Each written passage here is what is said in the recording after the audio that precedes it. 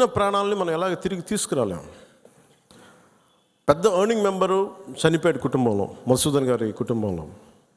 So మనందరి తరపున, మీ అందరి తరపున, పార్టీ తరపు నుంచి ఆయనకి ఒక 50 లక్షల రూపాయలు ఆయన కుటుంబానికి అందజేస్తున్నాం. అని నాకు ఎప్పుడు డబ్బులు అనౌన్స్ చేయడం ఇబ్బందిగా ఉంటుంది.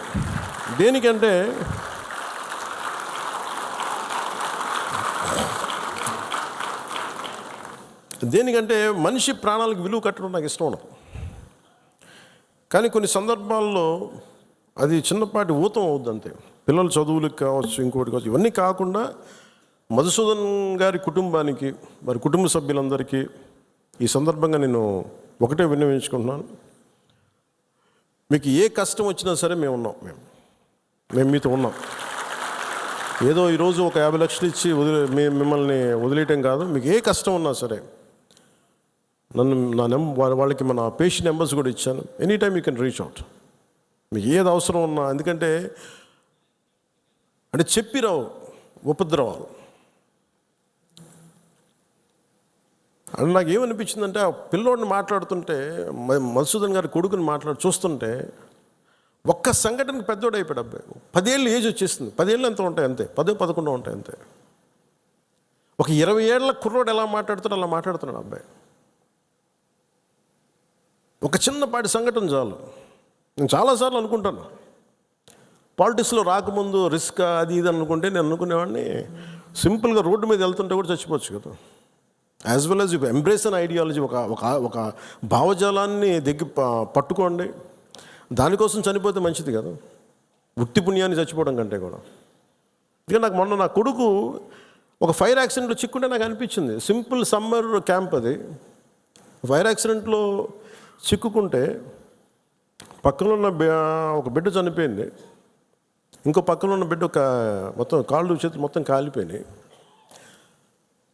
వీడికేమో లోపలికి అంతా ఈ కొంత ఫస్ట్ డిగ్రీ జరిగినాయి బర్న్స్. తర్వాత లోపలికి సూట్ ఉంటుందని, గాలి పీల్చేయటం వల్ల ఆ పొగ.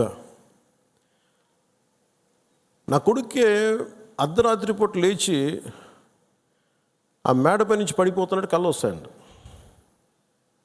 సైకాలజిస్ట్ చూపిస్తున్నారు ఇప్పుడు. అలాంటిది మధుసూదన్ గారి పిల్లల్ని చనిపోయిన ఇన్ని కుటుంబాల తాలూకు మీరు వాళ్ళు ఆలోచించండి. వాళ్ళు పడుకుంటే నిద్ర పడద్దా? తుపాకులు వస్తాయి, తుపాకీ చప్పుళ్ళు వినిపిస్తాయి, భర్త హాహాకారాలు వినిపిస్తాయి, తండ్రి ప్రాణాలు కోల్పోవడం వినిపిస్తాయి. ఎంత ఘాతుకం ఉంది. ఒకటి చనిపోవడం, ప్రాణాలు కోల్పోవడం ఒకటైతే, మానసికంగా దాన్ని తేరుకొని బయటికి రావడం చాలా చాలా కష్టం. అందుకని ఇలాంటి పరిస్థితుల్లో చనిపోయిన 26 మంది మరోమారు నా సంతాపం తెలియజేసుకుంటూ, మనస్ఫూర్తిగా వారందరూ వారి కుటుంబాలకి, వారి అందరి కుటుంబాలకి దాదాపు మీకు